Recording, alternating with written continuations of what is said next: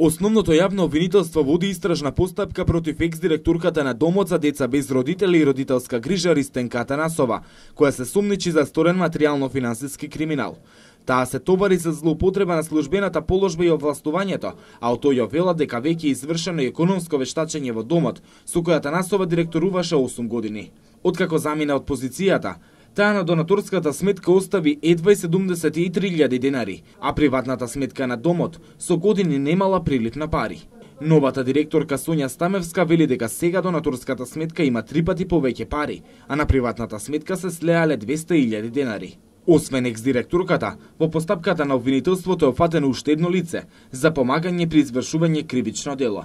По незиното заминување се отвори прашањето каде завршувале парите од илјадници донации кои се слеваа во Домот 11 октомври, во време кога Министерството за труд и социјална политика констатира дека Домот е потенцијално опасно за ширење заразни болести со лоша санитарно-хигиенска состојба и предложи привремено затварање на објектот. Новата директорка Сонја Стамевска вели дека е изгубена довербата кај донаторите, но не сакаше да коментира за постапката на ОЈО. За одредени неправилности се води постапка во основното јавно обвинителство и не би било во ред да сепак ги коментирам некои работи кои што се уште се во постапка и не се завршени. Нехуманите услови во кои со години живеа штитениците на Домот за деца без родители и родителска грижа 11 октомври се менуваат кон подобро. Обнова на инвентарот нема, но санирање на штетите кај постојниот има. Стамевска, која една година раководи со Домот, вели дека работи на тоа да се врати довербата кај јавноста, дека нивните донации се трошат за потребите на штитениците и Домот. Во однос на се друго понатака, кон транспарентноста или отвореноста, стекнување на, за жал, изгубена доверба од страна на луѓето од надвор кон институцијата, дека нешто што се вложувало тука, што и како е, нели, морате да ја вратите таа доверба кај луѓето, дека навистина кога некој ќе вложи нешто или ќе даде, дека тоа е навистина тоа употребено и тука, нели, да вратите таа доверба која што некој за жал ја изгубил. Нешто сменив, меѓутоа нешто не.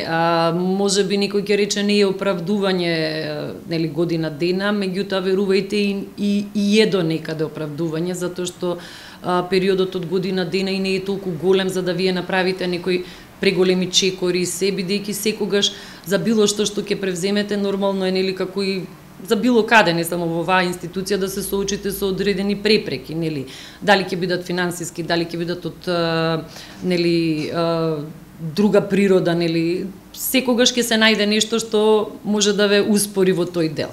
Но мислам дека се трудев за да некои работи бидат малце поинакви, да се види тоа дека нели се работи и дека се вложува и дека сака да се направи пред се за да, нели, децата имаат што подобри услови и да имаат што подобар приод во однос на, да речеме, професионалниот дел, нели, стручноста која што ќе се даде, нели, во однос на грижата кон самите корисници.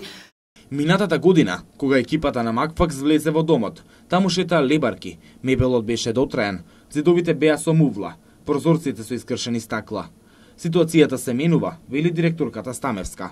Има подобрување во однос на тој дел, да речеме, особено во хигиената, во однос на обновувањето на, како што рековте, инвентарот.